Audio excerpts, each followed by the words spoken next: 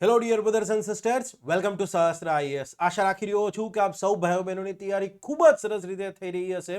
આપ લોકો મન લગાવી ખુદની ક્ષમતા પર વિશ્વાસ રાખી અને પોતાની તૈયારી કરી રહ્યા હશો. ડિઝાસ્ટર મેનેજમેન્ટ એક્ટ આપણે શરૂ કરેલ છે.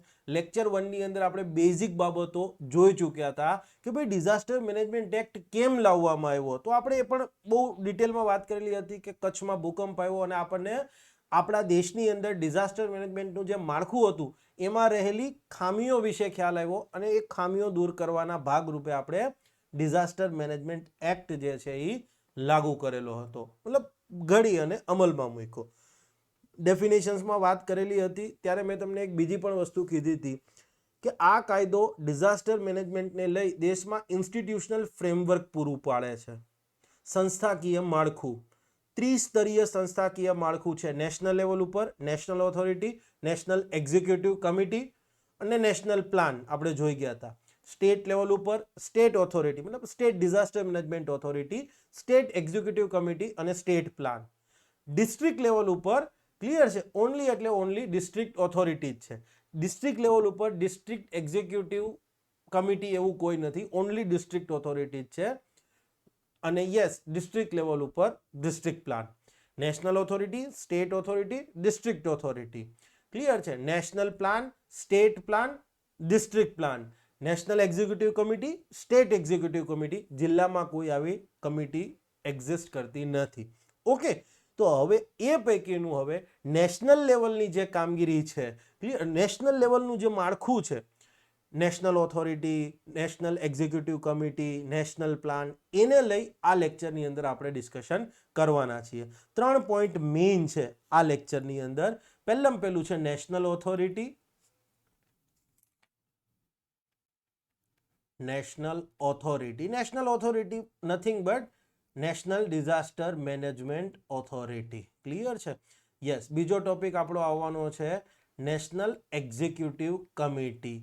ત્રીજો ટોપિક રહેશે નેશનલ પ્લાન. અને યસ, એકોર્ડિંગલી આ નેશનલ ડિઝાસ્ટર મેનેજમેન્ટ ઓથોરિટી છે એની સત્તાઓને લઈને વાત કરીશું, એની કામગીરી શું રહેશે વાત કરીશું. એ જ રીતે એક્ઝિક્યુટિવ કમિટીની સત્તા અને કામગીરી શું રહેશે, નેશનલ પ્લાન શું હશે, એને ક્યારે એને રિવ્યૂ કરવાનો થાય, બ્લા બ્લા બ્લા, ઘણી બધી બીજી 2-3 મહત્વની બાબતો છે એ ડિસ્કસ કરીશું. આ લેક્ચરને ધ્યાનથી સમજજો. આ લેક્ચરમાં જે કંઈ પણ સમજશો એ જ લેક્ચર 3ની અંદર આવવાનું છે.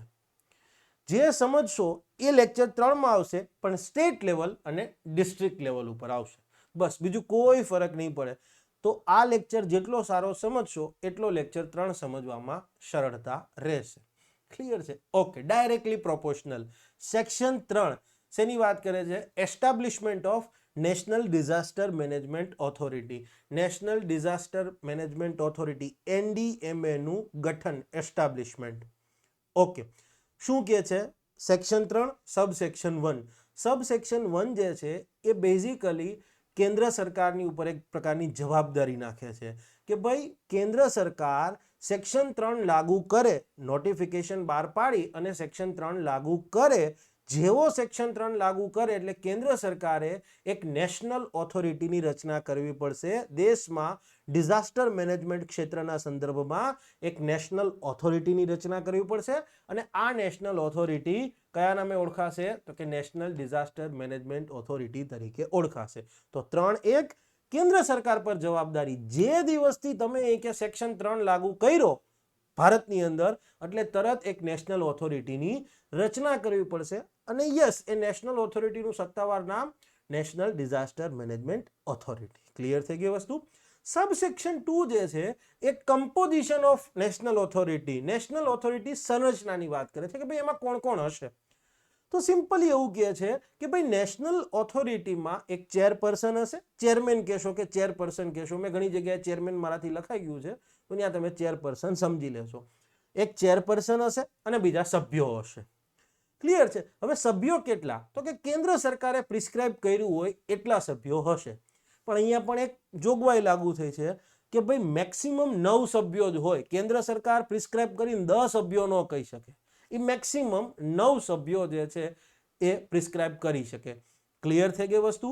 નેશનલ ઓથોરિટીના કમ્પોઝિશન સંરચનાની વાત કરીએ તો એક હશે ચેરપર્સન. મારાથી ચેરમેન લખાઈ ગયું છે પણ આવશે ચેરપર્સન.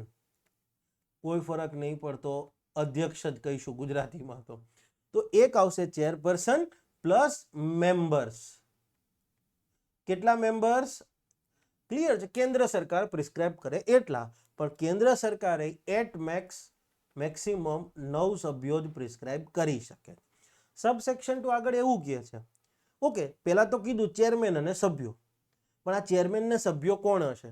તો કે ભાઈ કેન્દ્ર સરકાર પ્રિસ્ક્રાઇબ કરી અને જો કોઈ બીજી જોગવાઈ ન કરે, કેન્દ્ર સરકાર નિયમ બનાવી અને બીજી કોઈ જોગવાઈ ન કરે તો વડાપ્રધાન, ભારતના વડાપ્રધાન હોદ્દાની રૂએ એક્સ ઓફિશિયો આપણી આ નેશનલ ઓથોરિટીના ચેરપર્સન ગણાશે.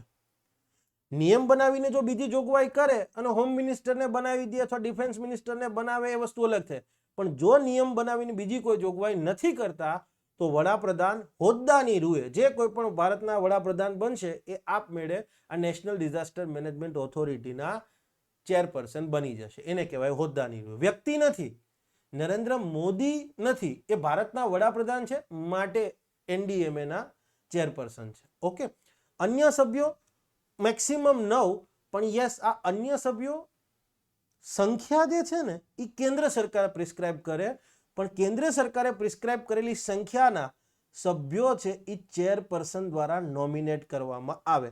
માનો કે કેન્દ્ર સરકારે કીધું કે 5 સભ્યો જે છે NDMA માં રહેશે, તો આ 5 ને નોમિનેટ કોણ કરશે? તો કે ચેરપર્સન એટલે કે PM. ધ્યાનથી સમજજો, નેશનલ ઓથોરિટી ચેરપર્સન, ઓકે, સભ્યો ચેરપર્સન તો નિયમ બનાવીને કઈ નથી કીધું.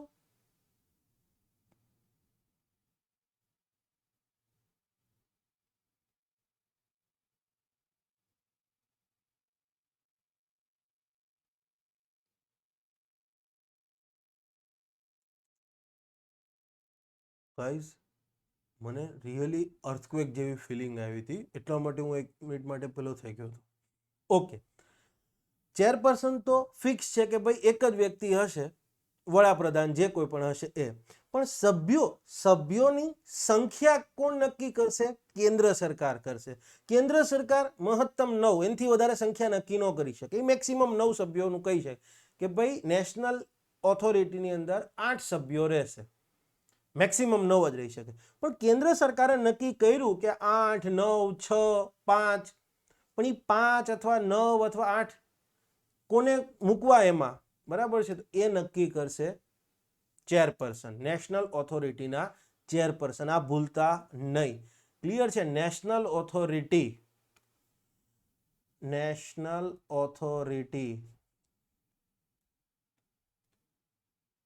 સભ્યો સંખ્યા કોણ નક્કી કરે? તો કે કેન્દ્ર સરકાર. ભૂલતા નહીં. ક્લિયર છે? કરેલ સંખ્યામાં સભ્યો નોમિનેટ કોણ કરે? તો કે ચેરપર્સન. NA chairperson. આ ભૂલતા નહીં. નેશનલ ઓથોરિટીના chairperson, that is to say PM. Clear છે? આ વસ્તુ ભૂલતા નહીં. કન્ફ્યુઝન પોઈન્ટ છે અહીંયા. સંખ્યા કેન્દ્ર સરકાર નક્કી કરે, કેન્દ્ર સરકારે નક્કી કરેલ સંખ્યા જેટલી હોય એટલા જગ્યાએ નોમિનેટ કરવાનું કામ ચેરપર્સનનું છે. ક્લિયર થઈ ગઈ વસ્તુ? ઓકે, સબસેક્શન 3 શું કહે છે? 3.3 તો કે ભાઈ ચેરમેન તો એક છે જ, પણ ચેરમેન હવે જે કોઈ પણ અન્ય સભ્યો નોમિનેટ થયેલા છે, ક્લિયર છે, એમાંથી કોઈ એકને વાઇસ ચેરપર્સન તરીકે ડેઝિગ્નેટ કરશે. વાઇસ ચેરપર્સન તરીકે ડેઝિગ્નેટ કરશે. ઓકે, હવે આ અન્ય સભ્યો જે છે ચેરમેન સિવાયના અન્ય સભ્યોનો કાર્યકાળ કેટલો રહેશે? 2 વર્ષ, 5 વર્ષ, 3 વર્ષ કે? ઓકે, એમની સેવાની શરતો શું રહેશે? કન્ડિશન ઓફ સર્વિસ શું રહેશે? કાર્યકાળ અને પદની શરતો, tenure and condition of service. Clear છે? કેટલો? તો કે પ્રિસ્ક્રાઇબ કર્યા મુજબનો રહેશે. સારું છે, આપણને નિયમ નથી કીધા. Disaster management act and rules under it આવું નથી કીધું, નકર હેરાન થઈ જાત. લગભગ આટલા બધા નિયમો એની અંદર જ આવે છે. આ તમને અહીંયા ટાઇટલમાં જેટલા જોવા મળે છે, બરાબર છે, આ એક મેઇન ટાઇટલ છે અને એની હેઠળના બધા નિયમો છે. 10 નિયમો છે, વિચાર કરો. ક્લિયર છે? બધું હેરાન થઈ જાય માણસ. બરાબર છે? Okay. Meetings of national authority. National ઓથોરિટીની મીટિંગ કે બેઠક, ક્લિયર છે? ક્યાં બોલાવે, કોણ બોલાવે? તો સિમ્પલી નેશનલ ઓથોરિટી છે એની બેઠક જેમ જેમ જરૂરી જણાય, જ્યારે જ્યારે જરૂરી જણાય, એઝ એન્ડ વેન રિક્વાયર્ડ, જેમ જેમ જરૂરી જણાય, જ્યારે જ્યારે જરૂરી જણાય ત્યારે બોલાવવામાં આવશે. અને આવી બેઠક ક્યાં બોલાવવામાં આવશે, કયા સમયે બોલાવવામાં આવશે? તો કે ભાઈ ચેરપર્સનને યોગ્ય લાગે એવા સમય અને એવા સ્થળે બોલાવવામાં આવશે. તમે કદાચ શબ્દમાં સાંભળતા હશો, આવો કોઈ આપત્તિ આવે ને તો ન્યૂઝમાં આવતું હશે કે વડાપ્રધાને નેશનલ ડિઝાસ્ટર મેનેજમેન્ટ ઓથોરિટીની બેઠક બોલાવી. જ્યારે જ્યારે બી જરૂર પડશે ત્યારે એ બેઠક બોલાવશે. જેમ જેમ જરૂર પડશે, કદાચ માનો કે વાવાઝોડું આવતું હોય તો બની શકે કે દિવસમાં એકવાર બોલાવાય પડે બધાને. અને કદાચ વાવાઝોડું એવું ન આવતું હોય તો ઠીક છે, કાંઈ વાંધો નહીં. ભૂકંપ આવી ગયો, ખબર પડી ઓહો ભૂકંપ આવી ગયો, તો તરત બેઠક બોલાવશે. તો જેમ જેમ જ્યારે જ્યારે બી જરૂર જણાય ત્યારે બોલાવવામાં આવશે અને ચેરપર્સન નક્કી કરે એ જગ્યાને એ સ્થળે બોલાવવામાં આવશે. નેશનલ ઓથોરિટીની મીટિંગ ઓબ્વિયસલી ચેરપર્સનની અધ્યક્ષતામાં જ મળે. યસ, વડાપ્રધાન છે, કોઈની હિંમત છે વડાપ્રધાનને કહેવાની કે સાહેબ લાવો તમે જરાક સાઈડમાં બેહો, આજે હું મીટિંગમાં અધ્યક્ષતાને રહું? બરાબર છે? યસ. અને કદાચ જે વ્યક્તિ કહી શકતા હતા આપણા આ વડાપ્રધાનને, એ હવે રહ્યા નથી આ દુનિયામાં. ક્લિયર છે? યસ. વડાપ્રધાનના માતૃશ્રી, ક્લિયર છે, હીરાબા, એ કહી શકે કદાચ કે ભાઈ નરેન્દ્ર સાઈડમાં વયો જા. બાકી તો કોઈની હિંમત નથી. યસ. ઓકે. ઓકે. નેક્સ્ટ, માનો કે નેશનલ ઓથોરિટીની મીટિંગ બોલાવી અને ચેરમેન કોઈ કારણોસર હાજર નથી, ગેરહાજર છે. ક્લિયર છે? તો હવે આ મીટિંગ વાઇસ ચેરપર્સનની અધ્યક્ષતામાં મળશે. વાઇસ ચેરપર્સન કોણ હશે? તો કે ચેરપર્સને જેને as a vice chairperson designate કર્યા છે એવા જે અધર સભ્યો હશે એમાંથી કોઈ એક વ્યક્તિ હશે. પણ એક વસ્તુ વિચાર કરું, તમને બહુ ઇન્ટરેસ્ટિંગ વાત કહું. હવે આ વાઇસ ચેરપર્સનની લગભગ કોઈ જરૂરિયાત નહીં રહે. માનો કે વડાપ્રધાન જે છે, મોદી સાહેબ અમેરિકામાં છે અને અહીંયા કોઈ એવી દુર્ઘટના ઘટી ગઈ, મીટિંગ બોલાવવાની થઈ, તો હવે તો બધા ઝૂમ પર મીટિંગ આરામથી થઈ શકે છે ને. પહેલાનો ટાઈમ હતો, બરાબર છે, ત્યારે આવી બધી જોગવાઈ હતી કે ભાઈ ચલો વાઇસ ચેરપર્સન નથી, અધ્યક્ષ નથી, એટલે ચેરમેન નથી તો vice chairman, vice chairperson, vice president, બરાબર છે. હવે તો લગભગ કોઈ જરૂરિયાત નહીં રહે. હા, એક વસ્તુ છે કે માનો કે સમજવા માટે છતાં એવી જોગવાઈ કેમ કરવામાં આવે છે. કાલ સવારે એવું થયું કે વડાપ્રધાન જે છે એને કોઈ સર્જરી કરવાની થઈ અને એ સર્જરી કરવા હોસ્પિટલમાં ગયા છે, એમની સર્જરી માટે ગયા છે. કદાચ બની શકે 4 કલાક માટે પીએમ હાજર ના હોય. ઓપરેશનમાં તો ના જ હોય ને. ક્લિયર છે? ઓપરેશન વખતે થોડા ઊભા થઈને કહે છે કે હા ભાઈ યુદ્ધ થાય કે જીકી દો અણુબોમ્બ, એવું થોડું ચાલે. ક્લિયર છે? માટે આવી જોગવાઈ રાખવામાં આવે. તમારામાંથી એક ભાઈ છે, એમને મને આ પ્રશ્ન કર્યો હતો. મેં કીધું ભાઈ તારો પ્રશ્ન બહુ સરસ છે, એનું માઇન્ડ તો દોડ્યું કે સાહેબ અત્યારે તો આવી છે. મેં કીધું કદાચ તમે રણછોડદાસ ચાંચળ હશો એટલે માઇન્ડ એને દોડ્યું કે સાહેબ અત્યારે તો ઝૂમ મિટિંગથી ના થઈ શકે. અને વડાપ્રધાનની લઈને વાત કરીએ તો કે સાહેબ આપણી પાસે કે એનટીઆરઓ છે એને પ્રોપર સોફ્ટવેર ડેવલપ કર્યા જ હશે. એ કે ધીસ ઇઝ ધ રીઝન. બરાબર છે? Okay. Appointment of officer and other employees of national authority. National ઓથોરિટીના અધિકારીઓ અને અન્ય કર્મચારીઓની નિયુક્તિ. સિમ્પલી કાયદો એવું કહે છે કે નેશનલ ઓથોરિટીને એની કામગીરી કરવા માટે જે કોઈ પણ અધિકારીની જરૂરિયાત હોય, જે કોઈ પણ કર્મચારીની જરૂરિયાત હોય, જે કોઈ પણ કન્સલ્ટન્ટ્સની જરૂરિયાત હોય, એ કેન્દ્ર સરકાર પૂરા પાડશે. ક્લિયર થઈ ગઈ વસ્તુ? ઓકે. નેશનલ ઓથોરિટીના કામ શું? Powers and functions of national authority સમજો, ઇમ્પોર્ટન્ટ છે. શું છે એના કામગીરી? તો કે સિમ્પલી એનું પહેલું મેઇન કામ શું? તમને એક વસ્તુ કહી દઉં એક લાઈનમાં. ડિઝાસ્ટર મેનેજમેન્ટની કામગીરીમાં દેશની સૌથી ટોપ બોડી હોય ને, ક્લિયર છે, તો એ નેશનલ ઓથોરિટી છે. એની ઉપર પછી સીધી સંસદ જ આવશે. ડિઝાસ્ટર મેનેજમેન્ટને લઈ અને દેશની સૌથી સર્વોચ્ચ બોડી જો કોઈને તમે ગણતા હો તો આ નેશનલ ઓથોરિટી છે, એની ઉપર પછી સીધી સંસદ જ આવે, બીજું કોઈ એટલે કોઈ નહીં આવે. તો સિમ્પલ એનું કામ શું, તો કે કોઈ પણ આપત્તિ આવે એની સામે સમયસર રિસ્પોન્સ આપી શકાય, અસરકારક રિસ્પોન્સ આપી શકાય. અસરકારક રિસ્પોન્સ એટલે આપત્તિના કારણે કદાચ સંભવતઃ 200 લોકોના જીવ જાય એમ હોય, 500 ઢોર મરે એમ હોય, તો એને આપણે સલામત સ્થળે ખસેડી દઈએ તો જાનહાનિ ટળી ગઈ, માલ મિલકતને ઓછું નુકસાન થયું, તો એને કહેવાય અસરકારક રિસ્પોન્સ. તો કે વિવિધ આપત્તિઓને સમયસર રિસ્પોન્સ આપી શકાય, અસરકારક રિસ્પોન્સ આપી શકાય, એ માટે આપણા દેશમાં ડિઝાસ્ટર મેનેજમેન્ટની પોલિસીસ કેવી હોવી જોઈએ, નીતિઓ કેવી હોવી જોઈએ, એના માટે કેવું કેવું આયોજન પ્લાન્સ કરવા પડશે, કેવી કેવી ગાઈડલાઇન્સ જોઈશે, તો એ બધું તૈયાર કરવાનું કામ જવાબદારી કોની છે, નેશનલ ઓથોરિટીની છે. આ જનરલ વાત કરી કે દેશમાં જે કોઈ પણ આપત્તિઓ આવે એની સામે ટાઈમલી, સમયસર, ઇફેક્ટિવલી, અસરકારક રીતે રિસ્પોન્સ આપી શકાય, એની પ્રતિક્રિયા આપી શકાય, એ માટે આપણી નીતિઓ કેવી હોવી જોઈએ, કેવું આયોજન કરવું પડશે, એના માટે જરૂરી હોય એવી ગાઈડલાઇન્સ કોણ તૈયાર કરશે, તો કે નેશનલ ઓથોરિટી કરશે. આ તો જનરલ વાત થઈ, બરાબર છે. પણ જો સ્પેસિફિકલી વાત કરીએ કે વિશેષમાં શું શું કરશે, તો એની વાત સબસેક્શન 2 માં કરવામાં આવી છે. સબસેક્શન 1 જનરલ કીધું તો આ બધું કરી શકશે, પણ આ તો જનરલ થઈ. ડિટેલમાં વાત કરીએ તો શું શું કરી શકશે, તો સબસેક્શન 1 માં કીધું છે એ તો ખરું જ, પણ એની સાથે સાથે ક્લિયર છે આ નેશનલ ઓથોરિટી બીજી પણ કેટલીક કામગીરી કરશે. પહેલી છે ડિઝાસ્ટર મેનેજમેન્ટ પર દેશમાં જે નીતિઓ હશે એ નીતિઓ ઘડવી, નેશનલ પ્લાન મંજૂર કરવો. નેશનલ પ્લાન એટલે શું, આખા દેશનો ડિઝાસ્ટર મેનેજમેન્ટ પ્લાન, ક્લિયર છે, એને એપ્રુવલનું કામ કરશે. તો તૈયાર કોણ કરશે, આ નેશનલ પ્લાન તૈયાર કરશે એક્ઝિક્યુટિવ કમિટી. જોઈશું, મેં લખેલું જ છે.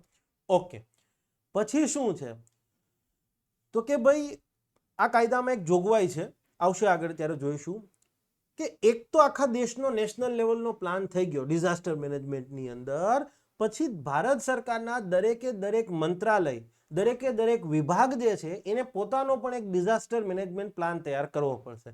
પાવર મિનિસ્ટ્રી હશે, ક્લિયર છે, તો પાવર મિનિસ્ટ્રી જે જે પાવર પ્લાન્ટ ઊભા કરતી હશે અથવા એની હેઠળનું પીએસયુ આવા કોઈ પાવર પ્લાન્ટ ઊભું કરતું હશે, તો ત્યાં એને કેવું પડશે કે ભાઈ જુઓ આપણે આવો ડિઝાસ્ટર મેનેજમેન્ટ પ્લાન જે છે, ક્લિયર છે, એ તૈયાર કરવાનો છે. તો યસ, દરેક મંત્રાલય, માનો કે ગ્રામીણ વિકાસ મંત્રાલય છે, યસ, તો એનો આખો ડિઝાસ્ટર મેનેજમેન્ટ પ્લાન તૈયાર કરશે.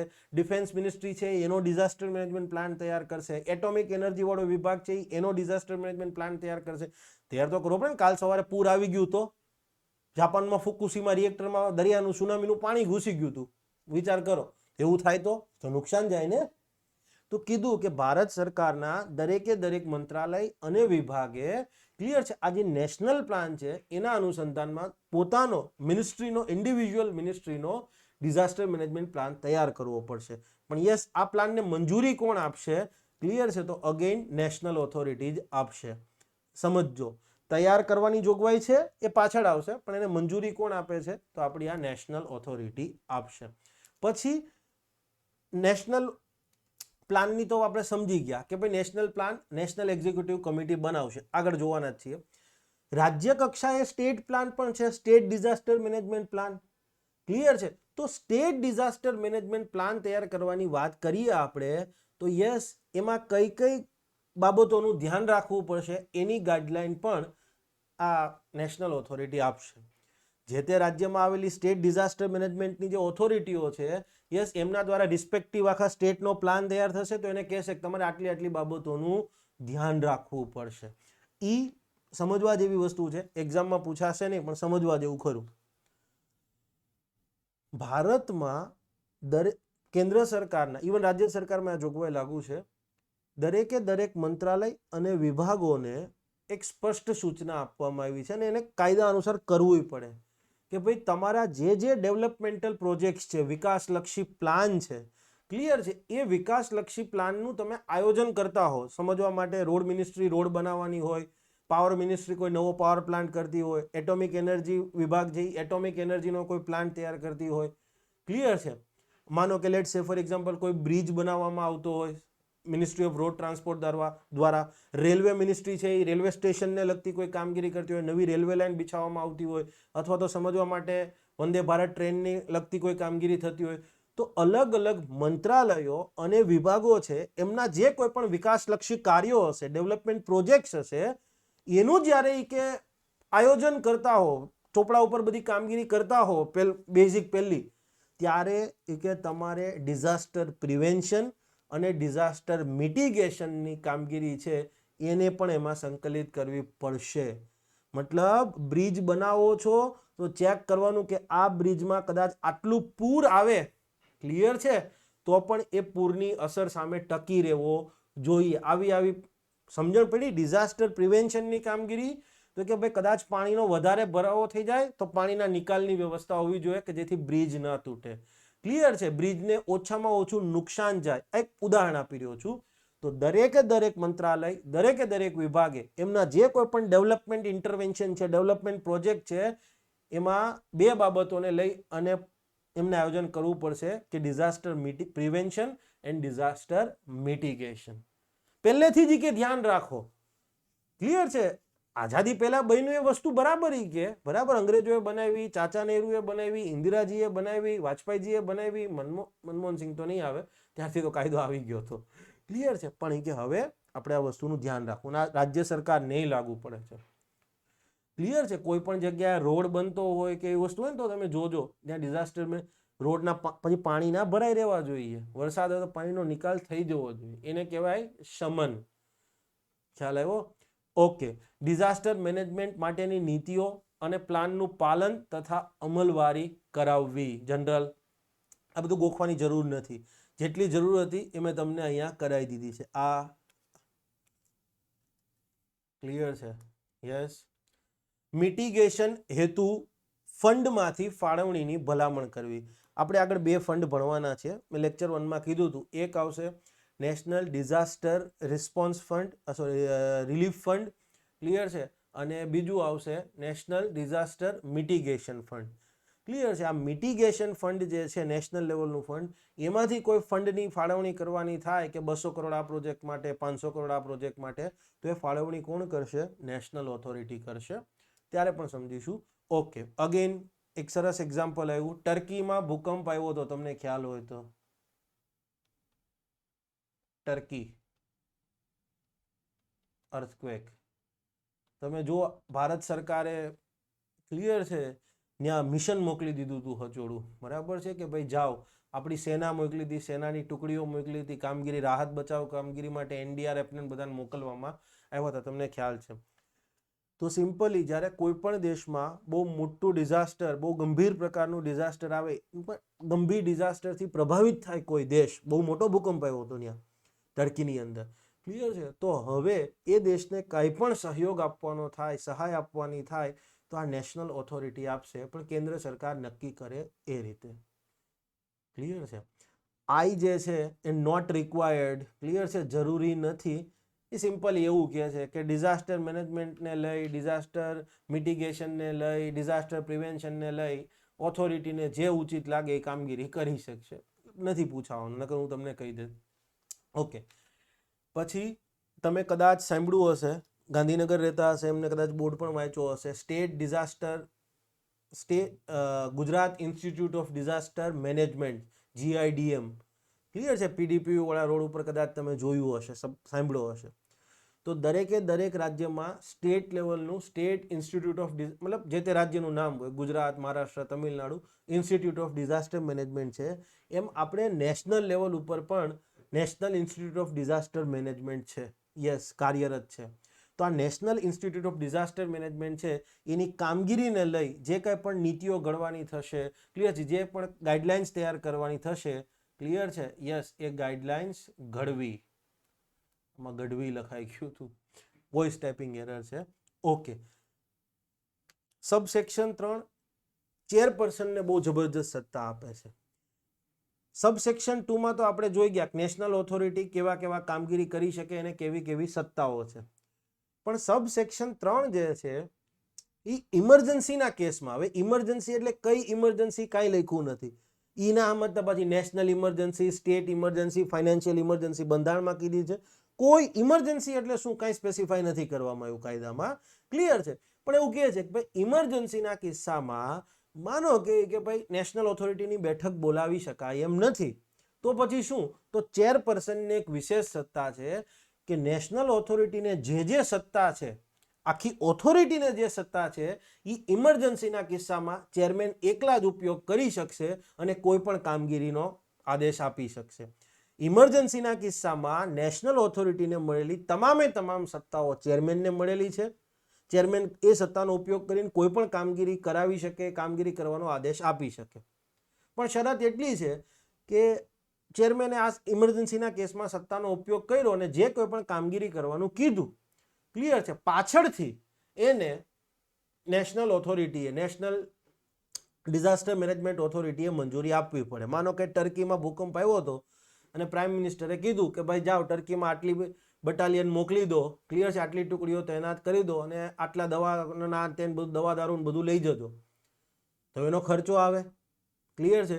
ટર્કીમાં આખું આપણે આટલું ડેલિગેશન મોકલી દીધું રિલીફ માટેનું, ક્લિયર છે. તો એ તો કેન્દ્ર સરકારે નક્કી કર્યું. સત્તા કોને છે? આખી ઓથોરિટીને છે. પણ કે આખી ઓથોરિટીની બેઠક બોલાવી પ્રાઇમ મિનિસ્ટરે કહી દીધું કરી નાખો, પાછળથી બેઠક બોલાવીને એમાં મંજૂરી આપી દેવાનું કે હા ભાઈ કાંઈ વાંધો નહીં, આ થયું છે. ચેરમેન, વડાપ્રધાનને કોણ ના પાડવાનું છે ભાઈ? ક્લિયર છે. પણ આ તો એક સમજવા જેવી વાત છે. Okay. Constitution of advisory committee by national authority. National authority દ્વારા એડવાઇઝરી કમિટી, સલાહકારી સમિતિનું ગઠન. સેક્શન 7 સબસેક્શન 1 નેશનલ ઓથોરિટીને એટલે કે આપણી નેશનલ ડિઝાસ્ટર મેનેજમેન્ટ ઓથોરિટીને એક વિશેષ સત્તા આપે છે. કેવી વિશેષ સત્તા? તો કે ભાઈ એમને એડવાઇઝરી કમિટી, સલાહકારી સમિતિનું ગઠન કરવાની સત્તા આપે છે. હવે સલાહકારી સમિતિ નામ જ સૂચવે છે, શું કરશે? સલાહ આપશે. કઈ બાબતમાં? ટેક્સેશનની બાબતમાં નહીં, નેશનલ સિક્યુરિટીની બાબતમાં નહીં, વિદેશ નીતિની બાબતમાં ઓબ્વિયસલી નહીં. ડિઝાસ્ટર મેનેજમેન્ટની વાત કરીએ છીએ તો ડિઝાસ્ટર મેનેજમેન્ટની વિવિધ બાબતો પર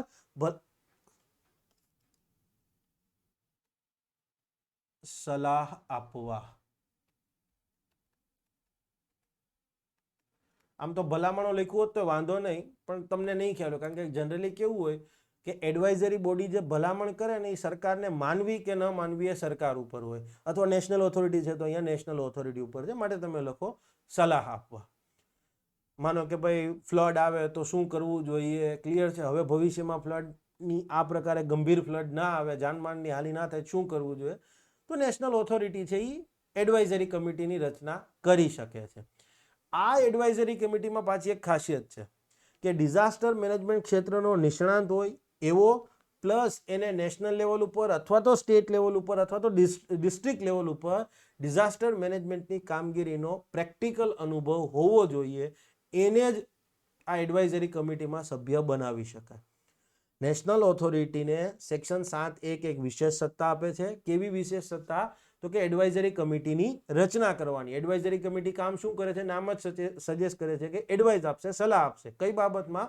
ડિઝાસ્ટર મેનેજમેન્ટની બાબતમાં. એના સભ્યો તો કે સિમ્પલી ડિઝાસ્ટર મેનેજમેન્ટ ક્ષેત્રનો નિષ્ણાત હોવો જોઈએ, પ્લસ એનો નેશનલ લેવલ ઉપર, સ્ટેટ લેવલ ઉપર અથવા તો ડિસ્ટ્રિક્ટ લેવલ ઉપર ડિઝાસ્ટર મેનેજમેન્ટની કામગીરી કરવાનો એક પ્રેક્ટિકલ અનુભવ રહેવો જોઈએ.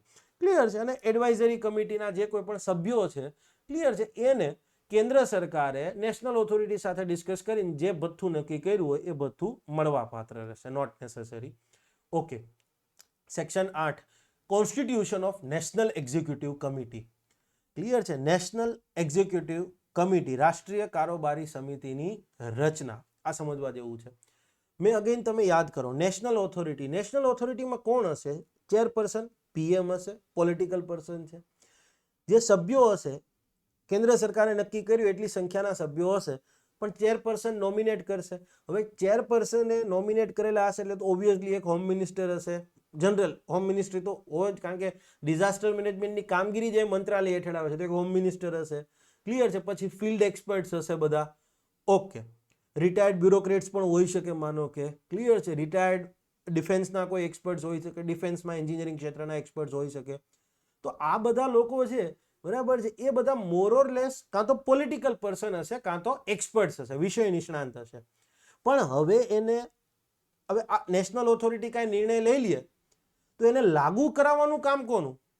તો મેં તમને કીધું હતું એમ કે ભાઈ લોકોને તમે ઘણીવાર કહેતા સાંભળ્યા હશે, નેતાઓની સહીથી કાંઈ ન થાય, કામગીરીમાં બધી જગ્યાએ સહી તો કોની હોય? તો કે અધિકારીઓની જ હોય. ક્લિયર છે? તો નેતા લોકો, સિવિલિયન પોલિટિકલ લીડરશિપ જે ડિસાઇડ કરે છે એને ઇમ્પ્લિમેન્ટ કરવાની કામગીરી કોની? તો આપણા બ્યુરોક્રેસીની જ હોય છે, એ તો આપણે ખબર જ છે. તો સેમ નેશનલ ઓથોરિટી કોઈ ડિસિઝન લેશે, કોઈ નીતિ ઘડશે, કોઈ પ્લાન્સ તૈયાર કરશે, કોઈ ગાઈડલાઇન્સ આપશે, એને આખા દેશમાં લાગુ કરાવવા માટે ક્લિયર છે કોક તો જોઈશે ને. વડાપ્રધાન ને હોમ મિનિસ્ટર કેવા જાય બધા આ લાગુ કરો, આમ કરો, કાગળિયા કરવાનું થાય તો એ લોકો કરે? ઓબ્વિયસલી ન કરે. તો સિમ્પલી આવી કામગીરી કરવા માટે કોણ રહેશે? તો કે નેશનલ એક્ઝિક્યુટિવ કમિટી. સેક્શન 8 સબ સેક્શન 1 શું કહે છે? તો કે ભાઈ કેન્દ્ર સરકાર સેક્શન 3(1) હેઠળનું નોટિફિકેશન બહાર પાડે કે ભાઈ સેક્શન 3 હવેથી લાગુ, એવું નોટિફિકેશન બહાર પાડે એટલે સ્વાભાવિક છે કે પહેલા તો નેશનલ ઓથોરિટીની રચના કરવી પડશે. અને યસ, નેશનલ ઓથોરિટીની રચના થાય પછી કેન્દ્ર સરકારે નેશનલ એક્ઝિક્યુટિવ કમિટી, રાષ્ટ્રીય કારોબારી સમિતિની રચના કરવી પડશે. કેમ? તો કે નેશનલ ઓથોરિટી એની જે કંઈ પણ કામગીરી કરે છે એ કામગીરીમાં આ એક્ઝિક્યુટિવ કમિટી સહાયકની ભૂમિકા રહેશે. નેશનલ ઓથોરિટીએ કોઈ ડિસિઝન લીધો, આખા ભારતમાં લાગુ કરાવવાનો છે, આ કમિટી લાગુ કરાવશે. ખ્યાલ આવી ગયો? યસ. ઓકે. નેશનલ એક્ઝિક્યુટિવ કમિટીની સંરચના, કમ્પોઝિશન. હવે એમાં સભ્ય કોણ કોણ હશે? મેં તમને કીધું હતું એક્ઝિક્યુટ કરવાનું કામ છે એમનું, એક્ઝિક્યુટ કરવું, અમલવારી કરાવવાની. તો યસ, ભારતીય રાજ્ય વ્યવસ્થાની અંદર પરમિનન્ટ એક્ઝિક્યુટિવ તો બ્યુરોક્રેસી છે. ક્લિયર છે? મોદી સાહેબ ને એ બધા એક્ઝિક્યુટિવ કારોબારીનો જ ભાગ છે, પણ એ પરમિનન્ટ એક્ઝિક્યુટિવ નથી. ક્લિયર છે? પોલિટિકલ એક્ઝિક્યુટિવ, નોન પરમિનન્ટ એક્ઝિક્યુટિવની કેટેગરીમાં આવે છે. એનસીઆરટીમાં આપેલું છે આ બધું. તો એ લોકો તો 5 વર્ષ પછી બદલાઈ બી જશે. ક્લિયર છે? પણ યસ, નેશનલ એક્ઝિક્યુટિવ કમિટીની અહીંયા વાત કરીએ તો આ સમિતિની અંદર બ્યુરોક્રેટ્સ હશે. ચેરપર્સન કોણ હશે? તો કે ડિઝાસ્ટર મેનેજમેન્ટની કામગીરી જેના એડમિનિસ્ટ્રેટિવ કંટ્રોલ, વહીવટી નિયંત્રણ હેઠળ આવતી હોય એવા ભારત સરકારનો વિભાગ અથવા તો મંત્રાલય જે છે એના સેક્રેટરી, એના સચિવ. તમને ખબર છે કે ડિઝાસ્ટર મેનેજમેન્ટની કામગીરી કયા મંત્રાલય હેઠળ આવે છે? હોમ મિનિસ્ટ્રી હેઠળ. તો હોમ મિનિસ્ટ્રી હેઠળ મતલબ હોમ મિનિસ્ટ્રીના જે સચિવ હશે, ભારત સરકારના ગૃહ બાબતોનું મંત્રાલય છે એના સચિવ હશે એ ક્લિયર છે સિમ્પલી આ નેશનલ એક્ઝિક્યુટિવ કમિટીના ચેરપર્સન હશે. ક્વેશ્ચન તમને એમ આવે કે ભાઈ NEC નેશનલ એક્ઝિક્યુટિવ કમિટીના ચેરપર્સન કોણ હશે? તો કે કેન્દ્રીય ગૃહ સચિવ. આ ભૂલાય નહીં. ક્લિયર છે? સીધું ના પૂછે, એપ્લાઇડ પૂછે, એક સ્ટેપ. યસ, એ લોકો અપ ગયા. પેપર અઘરું કાઢવું હોય તો દાસા સાહેબની જેમ ફંડામેન્ટલી ક્વેશ્ચન પૂછવું હોય તો આવું પૂછી શકે ને. તમારે એવું જોવું પડે કે ભાઈ હા, ડિઝાસ્ટર મેનેજમેન્ટનો એડમિનિસ્ટ્રેટિવ કંટ્રોલ કયા મંત્રાલય પાસે છે. યસ. સભ્યોની વાત કરીએ તો લગભગ 25 તો નહીં થતા હોય પણ 10-12 તો આરામથી થતા હશે. અલગ અલગ વિભાગો અને મંત્રાલયો છે એના જે તે સચિવ હશે એ સચિવ અહીંયા સભ્ય રહેશે. એગ્રીકલ્ચર વિભાગના સચિવ, એટોમિક એનર્જી વિભાગના સચિવ, ડિફેન્સ મિનિસ્ટ્રીના સચિવ, ડ્રિંકિંગ વોટર સપ્લાય, ક્લિયર છે, ડ્રિંકિંગ વોટર એન્ડ સેનિટેશન છે એક્ઝેક્ટ. ડ્રિંકિંગ વોટર સપ્લાય જેના વહીવટી કંટ્રોલમાં આવતું હોય એ વિભાગના સચિવ અથવા મંત્રાલયના સચિવ, એન્વાયરમેન્ટ એન્ડ ફોરેસ્ટ મંત્રાલય અથવા વિભાગના સચિવ, ફાઇનાન્સ મિનિસ્ટ્રીની અંદર 6 વિભાગ આવે છે. એમાં મેં કીધું હતું એક એક્સપેન્ડિચર વિભાગ છે. ક્લિયર છે? તો ફાઇનાન્સ મિનિસ્ટ્રીમાં એક્સપેન્ડિચર વિભાગના જે સચિવ હશે એ એક્ઝિક્યુટિવ કમિટીમાં સભ્ય હશે. Health, power, rural development, science and technology, space, telecom, urban development, water resources. Clear છે? અમુક જ બાકી રહે. એજ્યુકેશન બાકી રહે, ટ્રાઇબલ અફેર્સ બાકી રહે. ક્લિયર છે? યસ, કલ્ચર બાકી રહે. બરાબર છે? એમને કદાચ પેપરમાં ગોખણ પટ્ટી વાળાને જોતા હોય તો આ સવાલ એ પૂછી શકે. તો એક્ઝિક્યુટિવ કમિટી ક્લિયર છે? એક્ઝિક્યુટિવ કમિટી કોની બનેલી હશે? તો કે અધિકારીઓની બનેલી હશે. અધિકારીઓ. ક્લિયર છે? યસ. સચિવ. ક્લિયર છે? યસ. ચેરપર્સન ગૃહ સચિવ. સભ્યો ક્યાં ક્યાં? તો કે ભાઈ એટોમિક એનર્જી, ફાઇનાન્સમાં expenditure, environment and forest, urban development, rural development, water resources, space છે ને, હા, defence, telecom, science and technology, આ બધા વિભાગના જે સચિવો હશે, ક્લિયર છે, આ એક્ઝિક્યુટિવ કમિટીમાં સભ્ય હશે. ગૃહ સચિવ ચેરમેન હશે. પણ અહીંયા બીજું પણ એક પોસ્ટ છે, ક્લિયર છે, ચીફ ઓફ સ્ટાફ કમિટી જે છે, yes, chief of staff committee defence મિનિસ્ટ્રીની હેઠળનો એક કમાન્ડ છે. ક્લિયર, તમારે ડિટેલ જાણવાની જરૂર નથી. ચીફ ઓફ સ્ટાફ કમિટી છે એ કમાન્ડના જે chief of integrated defence staff છે, ચીફ ઓફ સ્ટાફ કમિટી જે છે એ એક કમાન્ડ છે.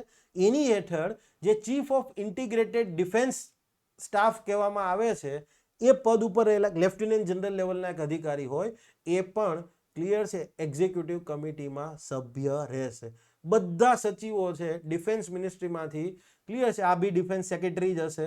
ક્લિયર, પણ આ જે કીધું ચીફ ઓફ સ્ટાફ કમિટીના, બરાબર છે, આવું કહેવામાં આવે છે, chief of staff committee, clear છે, ડિફેન્સ, આવું કહેવામાં આવે છે પોસ્ટને, ચીફ ઓફ સ્ટાફ કમિટીના chief of integrated defence staff. થોડું યાદ રાખવું મુશ્કેલ છે, આની ટર્મિનોલોજી થોડી આ રીતની હોય છે ડિફેન્સને લઈને, પણ ઓકે, યાદ રાખી શકાય એમ છે. તો હોપફુલી આટલી વસ્તુ તમને લોકોને ખ્યાલ આવી ગઈ હશે. ઓકે, ચેરપર્સન અને સભ્યો કોણ કોણ યાદ રાખજો, બરાબર છે. ઓકે, હવે કશું છે નહીં. ચેરપર્સન છે એને એક વિશેષ સત્તા છે કે ચેરપર્સન, એક્ઝિક્યુટિવ કમિટીના ચેરપર્સન છે, આ જે સભ્યો કીધા અલગ અલગ સચિવો, ચીફ ઓફ ઇન્ટિગ્રેટેડ ડિફેન્સ સ્ટાફને, એ બધા તો મિટિંગમાં હાજર રહેશે. પણ જો એને યોગ્ય લાગે તો એ કેન્દ્ર સરકાર અથવા રાજ્ય સરકારના, ક્લિયર છે, કોઈ પણ અધિકારીને આવી બેઠકમાં હાજર રહેવાનું આમંત્રણ આપી શકે. માનો કે ગુજરાતની અંદર કોઈ આપદા આવી હોય તો એ ગુજરાતના ચીફ સેક્રેટરીને કહી શકે કે આ બેઠક છે એમાં તમે ઓનલાઈન હાજર રહેજો. ક્લિયર છે, એક્ઝિક્યુટિવ કમિટીના ચેરપર્સન જે સમિતિના સભ્યો છે એ સિવાયના અન્ય કોઈ પણ સભ્યો, ભારત સરકાર એ સિવાય ભારત સરકારના કે રાજ્ય સરકારના કોઈ પણ અધિકારીને બેઠકમાં ભાગ લેવાનું ઇન્વિટેશન આપી શકે. ક્લિયર છે. હવે આ એક્ઝિક્યુટિવ કમિટીના ચેરપર્સન છે એની સત્તા અને ફરજો શું છે? તો કે નેશનલ ઓથોરિટી સાથે વિચાર વિમર્શ કરી કેન્દ્ર સરકારે જે પ્રિસ્ક્રાઇબ કર્યું હોય એ બધી સત્તા એની રહેશે. કેન્દ્ર સરકારની અંદર ગૃહ સચિવ અને કેબિનેટ સચિવ અને ફાઇનાન્સ મિનિસ્ટ્રીની અંદર ડિપાર્ટમેન્ટ ઓફ ઇકોનોમિક અફેર્સના જે સચિવ છે, આ ત્રણ બહુ પાવરફુલ પોસ્ટ છે. બહુ એટલે બહુ પાવરફુલ પોસ્ટ. ક્લિયર છે. મે બી બની શકે કે પૈસા એ પોસ્ટ ઉપર નહીં મળતા હોય એટલા બધા, બીજા મંત્રાલયમાં મળતા હશે એટલા, પણ પાવર એટલે ભાઈ પૂરી થઈ ગઈ વાત. બરાબર. રેલવે, કદાચ તમે માનો કે વાત કરો ministry off road and transport હશે, એના સચિવ પૈસાની બાબતમાં જસ્ટ ખાલી કલ્પના માટે કર્યું છે, અલ્ટિમેટલી દુનિયા આખી એની પાછળ જ છે. રેલ મિનિસ્ટ્રીના અથવા ministry off road transport agriculture વાળા સચિવ હશે ને પૈસા વધારે મળતા હશે, હું એવું માની રહ્યો છું. બરાબર છે. પણ ગૃહ સચિવ, બરાબર છે, કેબિનેટ સેક્રેટરી, બરાબર છે, ફાઇનાન્સમાં ડિપાર્ટમેન્ટ ઓફ ઇકોનોમિક અફેર્સ, આ ત્રણના સેક્રેટરી એટલે પૂરી થઈ ગઈ વાત. પૂરી થઈ ગઈ વાત. અત્યારે રાજીવ ગોબા જે છે, બરાબર છે, એ કેબિનેટ સેક્રેટરી છે. એ પહેલા હોમ સેક્રેટરી હતા. હોમ સેક્રેટરીમાંથી કેબિનેટ સેક્રેટરી પહેલા રિટાયર્ડ થયા એટલે એમની જગ્યાએ એમને બનાવ્યો. બરાબર છે. અને ગૃહ સચિવ છે રાજીવ ભલ્લા, લગભગ if I am not wrong, હા, બરાબર છે. હમણાં બેને એક્સટેન્શન આપ્યા. વિચાર કરો કેટલું છે, સર્વિસ પૂરી થઈ ગઈ છે છતાં એક્સટેન્શન મળે છે એમને. કેમ? કારણ કે સરકારને ખુદને આ વ્યક્તિમાં બહુ વિશ્વાસ હોય. બરાબર છે. યસ, હું બહુ કદાચ એવી અતિશયોક્તિ નહીં, મોદી સાહેબને બરાબર એક ટાઈમે હોમ મિનિસ્ટરનો ફોન આવતો હોય અમિતભાઈ શાહનો, અને એક ટાઈમે કેબિનેટ સચિવનો ફોન આવતો હોય, તો બની શકે, બરાબર છે, કે મોદી સાહેબ કેબિનેટ સચિવનો ફોન પહેલા ઉપાડશે અને પીએસ હશે એને કહી દેશે જરાક મોટાભાઈનો ફોન છે જોવો ને, બરાબર, કઈ જગ્યાએ સરકાર ઉઠલાવવાની છે એની જ વાત હશે. બરાબર છે. કયા રાજ્યમાં, યસ, અથવા એને કહી દો કે સાહેબે કીધું છે તમારી રીતે કરી લેજો. બરાબર. પણ કેબિનેટ સચિવનું પદ એ છે. ઇકોનોમિક અફેર્સ સેક્રેટરી, દેશનું આખાનું બજેટ એની સહીથી તૈયાર થાય. દેશ આખાનું બજેટ એ વ્યક્તિની સહીથી. વિચાર કરો આખા દેશમાં ક્યાં શું બનશે, ક્યાં કેટલો રૂપિયો જશે, બરાબર છે, એ નક્કી કરશે. ગૃહ મંત્રાલયને 5,000 50,000 કરોડ ફાળવવાના, ટ્રાઇબલ મિનિસ્ટ્રીને ઓકે 12,000 કરોડ, એક્સટર્નલ અફેર્સ મિનિસ્ટ્રીને 18,000 કરોડ. એ માણસ આ રીતે રમતો હોય. મતલબ તમે કોઈ પણ કંપનીનો ગમે એટલી કંપની, ગમે એવડી મોટી કંપની હશે, આખા દેશનું તો, દેશથી મોટું તો ટર્નઓવર કોઈનું નહીં હોય. ક્લિયર છે? હવે વિચાર કરો એ વ્યક્તિ આ હદ સુધી હોય. અને ગૃહમંત્રી એટલે, સોરી, ગૃહ સચિવ એટલે દેશના દરેકે દરેક આઈપીએસ, દરેકે દરેક પોલીસ વાળો, કોન્સ્ટેબલથી લઈ ડીજીપી સુધી. ક્લિયર છે? યસ, પેરામિલિટરી ફોર્સિસ બધું એની અંડર આવે. બધી વસ્તુ, આઈબી એની અંડર. વિચાર કરો, આ 3 પોસ્ટ મેં કીધી ને, ગૃહ સચિવ, કેબિનેટ સેક્રેટરી તો બહુ ઊંચા લેવલ પર થઈ ગઈ, કેબિનેટ સેક્રેટરી, ગૃહ સચિવ અને મિનિસ્ટ્રી ઓફ ફાઇનાન્સમાં ડીઈએ જે છે, ડિપાર્ટમેન્ટ ઓફ ઇકોનોમિક અફેર્સ, એના સેક્રેટરી બહુ પાવરફુલ છે. બાકી એક્સટર્નલ અફેર્સ, બેક્ટર્નલ અફેર્સમાં આવે એ બી પાવરફુલ છે, પણ આના 3 જેટલા તો નહીં જ. બરાબર છે? યસ.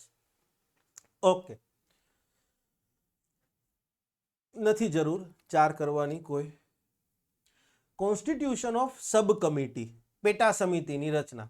ઓકે, એક વસ્તુ યાદ કરો, આપણે નેશનલ ઓથોરિટી છે,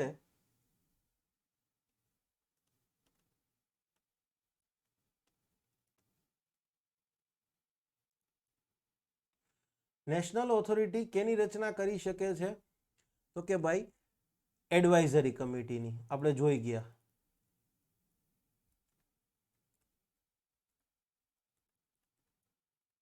તો એ જ પ્રકારે આપણી આ નેશનલ એક્ઝિક્યુટિવ કમિટી છે,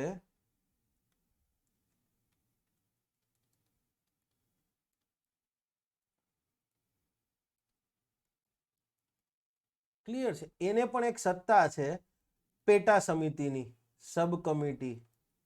સમિતિની અંદર સમિતિ, ડબ્બાની અંદર ડબ્બો, એમ સમિતિની અંદર એ સમિતિ. માનો કે નેશનલ એક્ઝિક્યુટિવ કમિટી છે, એમાં તો કેટલા બધા વિભાગના સચિવો છે. ગૃહ વિભાગ કીધું, પછી મેં કીધું atomic energy, space, defence, environment and forest, ફાઇનાન્સમાં expenditure, rural development, urban development, water supply. Clear છે? ચીફ ઓફ ડિફેન્સ સ્ટાફ, બરાબર છે, ઇન્ટિગ્રેટેડ ડિફેન્સ સ્ટાફ. આ બી કેટલા બધા લોકો છે. પણ હવે માનો કે સમજવા માટે પાવર મિનિસ્ટ્રીને લગતી કોઈ કામગીરી આવી છે, પાવર મિનિસ્ટ્રીને લગતો પ્રોજેક્ટ છે, અથવા હાઈવે ને લગતો કોઈ પ્રોજેક્ટ છે, તો એના માટે સ્પેસિફિકલી આ બધાનું તો કોઈ કામ નથી. તો સિમ્પલી, ક્લિયર છે, આ એક્ઝિક્યુટિવ કમિટી છે, એ પોતાના જે કોઈ પણ સભ્યો છે એમાંથી જ, ક્લિયર છે, કોઈ એક વ્યક્તિને, ક્લિયર છે, અથવા તો પોતાના સભ્યોમાંથી 4-5 જણાને ભેગા કરી એક પેટા સમિતિની રચના કરી શકે, અને એમાંથી એક જણાને એ પેટા સમિતિનો ચેરમેન બનાવી શકે. ક્લિયર છે? અહીંયા કેટલા સભ્યો થાય છે એ ગણીએ આપણે. કદાચ પૂછી દે તો આ લોકો આવી ગણતરી કરતા હોય છે ભાઈ. જો, એક તો ચેરપર્સન પોતે, 1 + 1, 2, 3, 4, 5, 6, 7, 8, 9, 10, 11, 12, 13, 14, 15. ફરીથી ગણ લઈએ. 1,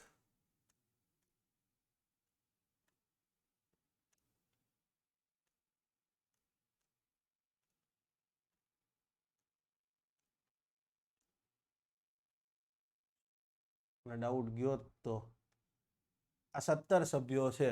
હવે સમજવા માટે કોઈ રોડ મિનિસ્ટ્રીને લગતી, રૂરલ અથવા રોડ અથવા રૂરલને લગતી કે પાવરને લગતી કોઈ કામગીરી આવી, એમાં બની શકે કે બધાની જરૂરિયાત નથી, તો એમાંથી 4 જણાને અલગ કરી દેશે અને કહી દીધું હોય કે ભાઈ તમારે તમારા પોતાના એક્સપર્ટ્સ જોતા હોય એને પણ તમે જોડી શકશો, અને યસ, કોઈ એક સચિવ હશે એને એના ચેરમેન બનાવી દેશે. તો નેશનલ એક્ઝિક્યુટિવ કમિટી જે છે એ પોતાની કામગીરી અસરકારક રીતે થાય, પોતાની કામગીરી ઇફેક્ટિવ રીતે થાય, એ હેતુથી પોતાની હેઠળ જ એક પેટા કમિટી, સબ કમિટીની રચના કરી શકે છે. ક્લિયર છે? આ સબ કમિટીના ચેરમેન કોણ? તો પોતાના જે સભ્યો છે એમાંથી કોઈ એકને એના ચેરમેન બનાવી દેશે.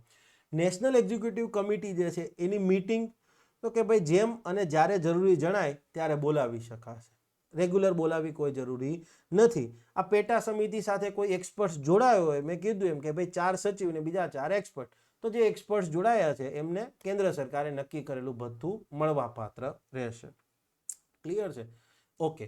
Powers and functions of national executive committee, important.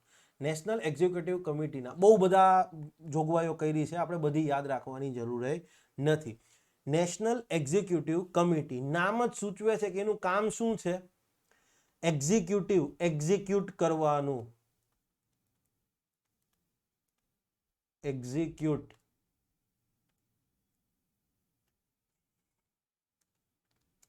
National executive committee નામ જ સૂચવે છે શું કરવાનું? એક્ઝિક્યુટ કરવાનું.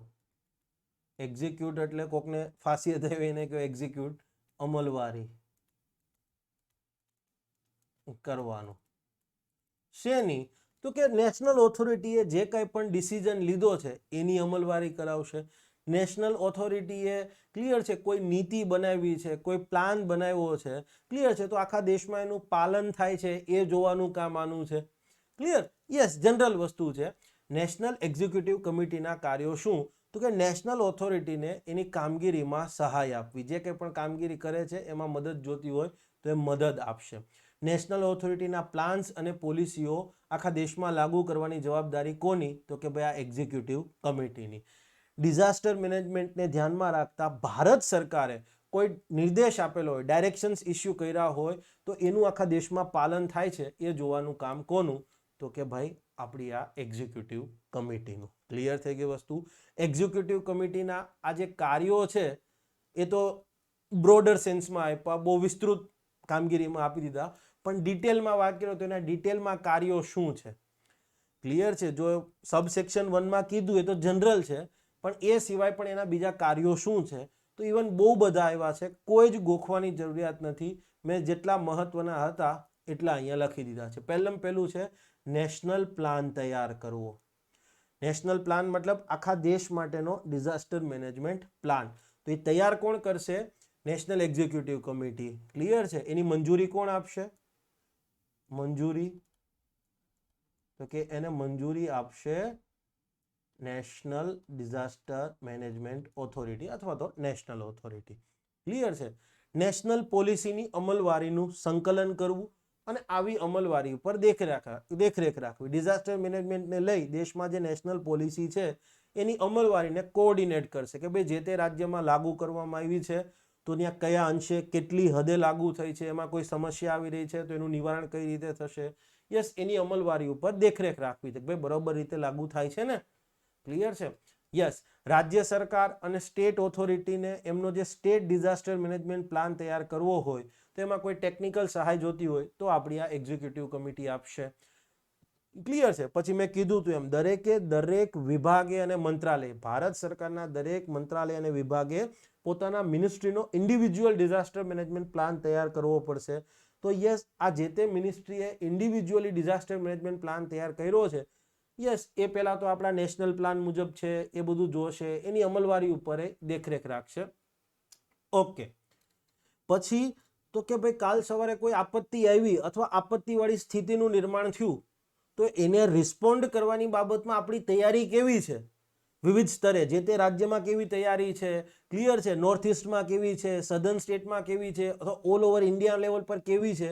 તો આ બધી તૈયારીઓ રિસ્પોન્ડ કરવા માટેની જે આપણી તૈયારીઓ છે, પૂર્વ તૈયારીઓ, પ્રિપેર્ડનેસ, ક્લિયર છે, એનું મૂલ્યાંકન કરવાનું કામ છે એ આપણી આ નેશનલ એક્ઝિક્યુટિવ કમિટી કરશે. પછી તો કે ડિઝાસ્ટર મેનેજમેન્ટ લઈને વિવિધ સ્તર ઉપર જે કર્મચારીઓ છે સરકારના એને તાલીમ આપવાની વાત હોય, જે લોકો વોલેન્ટિયરી રેસ્ક્યુ વર્કર્સ છે, ક્લિયર છે, સિવિલ સોસાયટી ઓર્ગેનાઇઝેશન છે, સિવિલ ડિફેન્સ છે, તો આ બધાની બાલીમના કામગીરી એનું સંકલન કરવાનું થાય કોણ કરશે? ક્લિયર છે?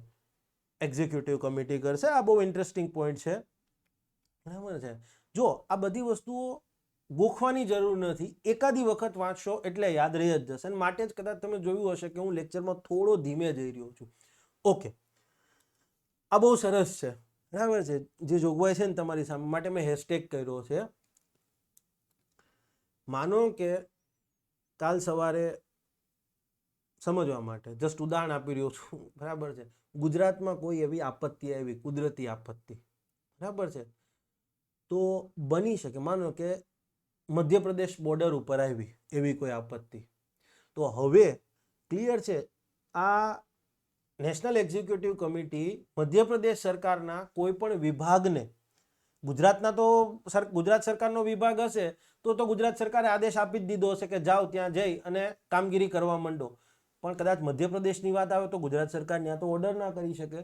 તો આ હવે આપણી આ જે એક્ઝિક્યુટિવ કમિટી છે નેશનલ લેવલની, એ મધ્યપ્રદેશ સરકારને કહી દેશે કે ભાઈ તમારા માણસો, તમારી પાસે જે કંઈ પણ સંસાધન છે, તમારી બોટ છે, તમારા લાઈફ જેકેટ છે, આ બધું જઈ લઈ જાઓ અને ગુજરાતમાં જે આપત્તિ આવી છે ત્યાં ગુજરાતની ઓથોરિટીને મદદે જાઓ.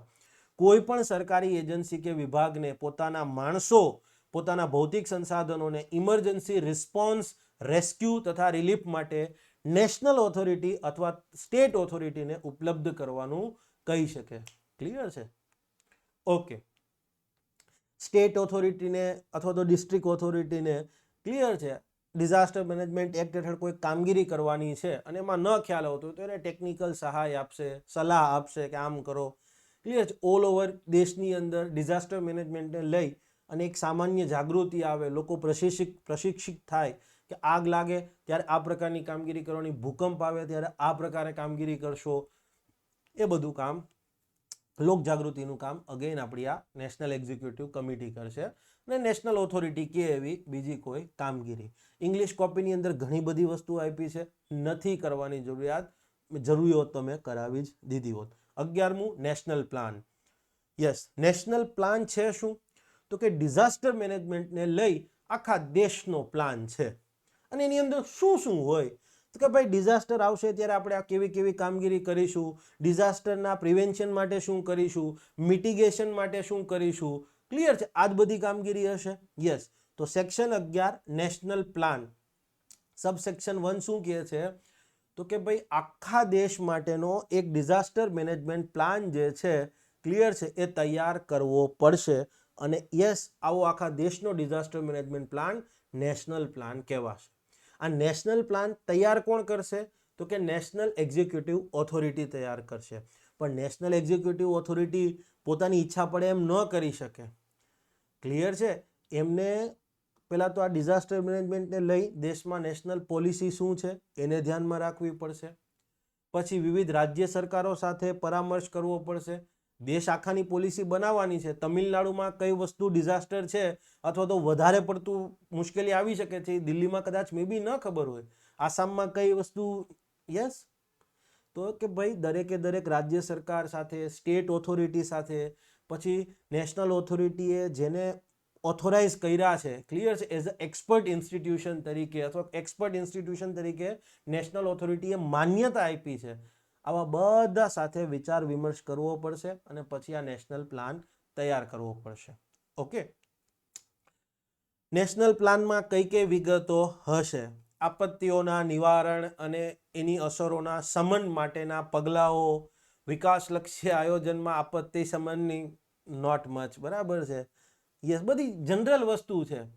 કોઈ પણ આપત્તિ સ્થિતિઓ કે આપત્તિને અસરકારક રીતે રિસ્પોન્ડ કરી શકાય એ માટેની પૂર્વ તૈયારીઓ કેવી હોવી જોઈએ, કેવા કેપેસિટી બિલ્ડિંગ પગલાં હોવા જોઈએ. ક્લિયર છે? આપણે જે કંઈ પણ વિકાસલક્ષી આયોજન કરીએ છીએ, નવો રોડ બનાવીએ છીએ, નવા બ્રિજ બનાવીએ છીએ, નવી રેલવે લાઇન બનાવીએ છીએ, નવા પાવર પ્લાન્ટ બનાવીએ છીએ, નવા એટોમિક એનર્જી પાવર પ્લાન્ટ બનાવીએ છીએ. ક્લિયર છે? તો આ બધી વિકાસલક્ષી કામગીરી છે, એમાં ડિઝાસ્ટરના મિટિગેશન માટેના, ક્લિયર છે, કેવા કેવા પગલાઓ આપણે અંદર ઇન્ટિગ્રેટ કરીશું. ક્લિયર છે? આવી બધી વસ્તુઓ હશે. અને આ A, B અને C ત્રણે ત્રણમાં જે કામગીરી છે, તો એ કામગીરી કરવામાં ભારત સરકારના વિવિધ મંત્રાલયો અને વિભાગોની શું ભૂમિકા રહેશે એ બધી વસ્તુઓ. ઓકે. MCQ તરીકે પૂછાઈ શકે નેશનલ પ્લાન જે છે, યસ, વિધાનવાળા વાક્યમાં આવે તો એમાં નેશનલ પ્લાન નેશનલ ઓથોરિટી દ્વારા તૈયાર કરવામાં આવશે. ખોટું. નેશનલ પ્લાનની દર 5 વર્ષે પુનઃ સમીક્ષા થવી જોઈએ. ક્લિયર છે? સ્ટેટમેન્ટ ખોટું. આવા ક્વેશ્ચન પણ આવી શકે. તો આ જે નેશનલ પ્લાન છે એને દર વર્ષે એન્યુઅલી રિવ્યૂ કરવો પડશે, એની પુનઃ સમીક્ષા કરવી પડશે તથા એને અપડેટ પણ કરવો પડશે. ક્લિયર છે? પુનઃ સમીક્ષા કર્યા પછી. ઓકે.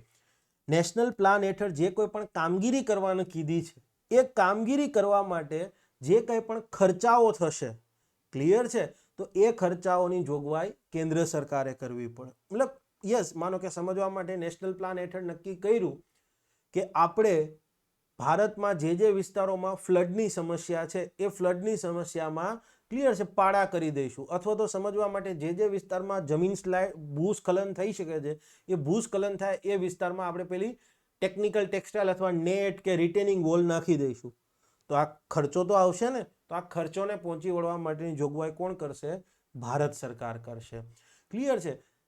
જે નેશનલ પ્લાન તૈયાર થયો છે અથવા તો એને એન્યુઅલી રિવ્યૂ કર્યા પછી અપડેટ થયેલો છે એવો નેશનલ પ્લાન, મૂળ નેશનલ પ્લાન સબસેક્શન 2 મુજબ તૈયાર થયેલો અને અપડેટ થયા પછી જે કંઈ પણ નેશનલ પ્લાન તૈયાર થયો છે તો એની એક કોપી ભારત સરકારના દરેક મંત્રાલયને આપવાની થશે કે જેથી એ જે તે મંત્રાલય પોતાનો ઇન્ડિવિજ્યુઅલ ડિઝાસ્ટર મેનેજમેન્ટ પ્લાન બનાવે ત્યારે આ બધી વસ્તુ ધ્યાન રાખવાની. એક મેઇન નેશનલ પ્લાન છે, ક્લિયર છે, અને યસ જે તે મિનિસ્ટ્રી પોતાનો જે ઇન્ડિવિજ્યુઅલ ડિઝાસ્ટર મેનેજમેન્ટ પ્લાન તૈયાર કરશે એમાં આ બધી બાબતોની એને ધ્યાન રાખવું પડશે.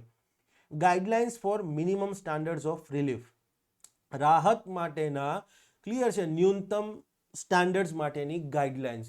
તમે એક વસ્તુ વિચાર કરો, હવે સમજવા માટે વાવાઝોડું આવવાનું હોય, વરસાદ અને પૂરની સ્થિતિનું નિર્માણ થઈ શકે એમ હોય તો નીચાણવાળા વિસ્તારમાંથી આપણે લોકોને સલામત સ્થળે ખસેડીએ તો એને એક જગ્યાએથી બીજી જગ્યાએ જ્યારે લઈ જવામાં આવે છે, તમે એક વસ્તુ, અને કોઈ જગ્યાએ એને 5 દિવસ માટે રહેવાનું થાય છે, એમનું પોતાનું ઘરમાં તો મુશ્કેલી આવી શકે એમ છે, કદાચ ઝૂંપડામાં રહેતા હોય તો હવે શું કરવાનું? કાચા મકાનમાં રહેતા હોય એમને કોઈ જગ્યાએ આપણે ખસેડીને લઈ જઈએ છીએ સલામત સ્થળે તો એ જે તે જગ્યાએ પ્રોપર સુવિધા તો હોવી જોઈએ ને.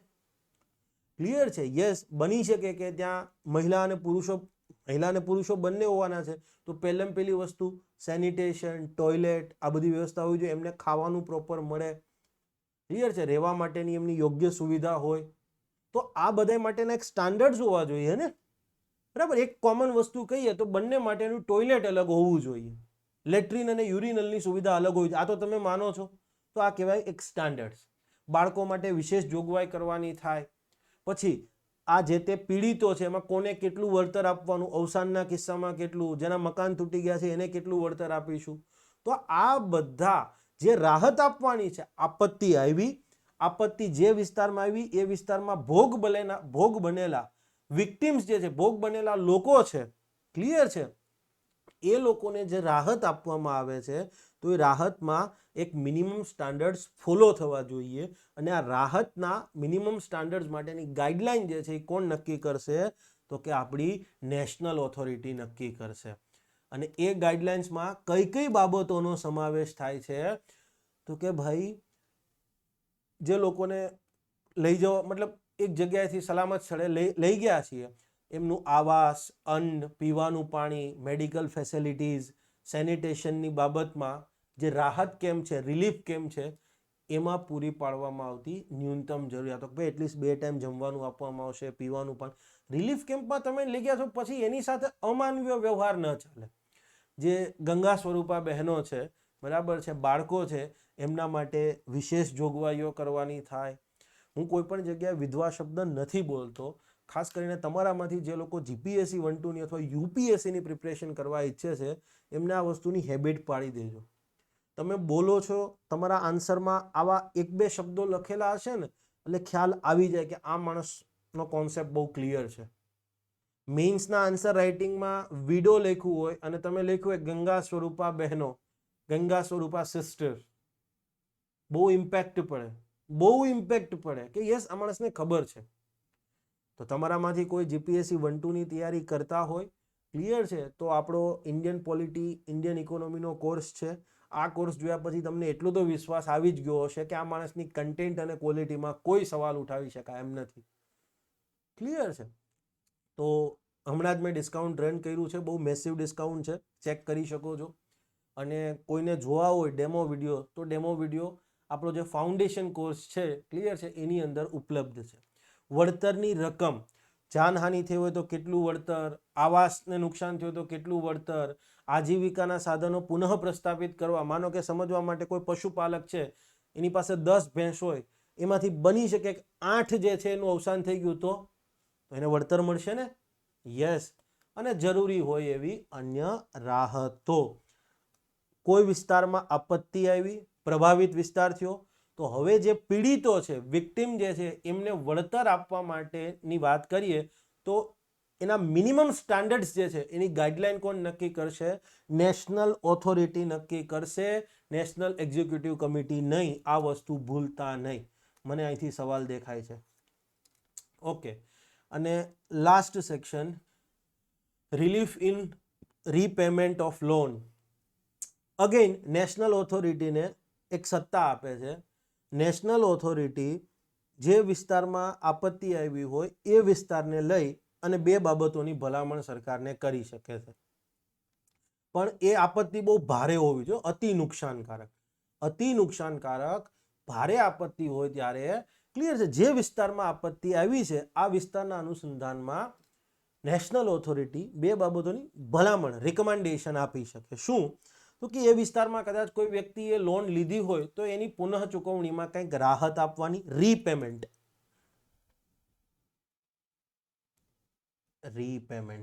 પુનઃ ચૂકવણીમાં કંઈક રાહત આપવાની, અને જે લોકો આપત્તિથી પ્રભાવિત થયા છે, ક્લિયર છે, એને રાહત દરે નવી લોન આપવાની.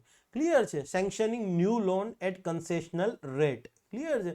Okay, let say for example, લોનની પુનઃ ચૂકવણી માટે એવું ને 5 કરોડની લોન લીધી હોય, બરાબર છે ને, હવે એને વ્યાજ સહિત 6 કરોડ ભરવાના થતા હોય, જસ્ટ ઉદાહરણ આપી રહ્યો છું, તો એમાંથી વ્યાજ માફી. એમ નહીં, કંઈ વાંધો નહીં, 8 વર્ષમાં લોન ચૂકવવાની હતી, હવે એ લોન તમે 10 વર્ષમાં ચૂકવો છો. એને કહેવાય લોનની પુનઃ ચૂકવણીમાં રાહત. પાછી એમના મત કે માફી કરી દેવાની.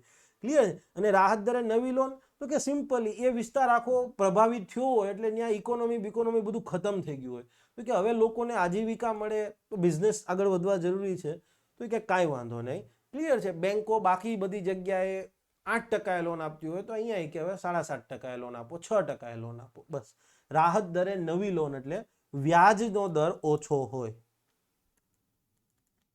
વ્યાજનો દર અન્ય જગ્યા કરતા ઓછો. ક્લિયર છે. ઇકોનોમિક્સ આપણું ફિલ્ડ છે એટલા માટે. ક્લિયર છે. ને અહીંયા તમારો આ લેક્ચર પણ પૂર્ણ થાય છે. Thank you. જય હિન્દ, જય જય ગરવી ગુજરાત. મારો દેશ, મારી પહેચાન, મારું રાજ્ય, મારું સ્વાભિમાન.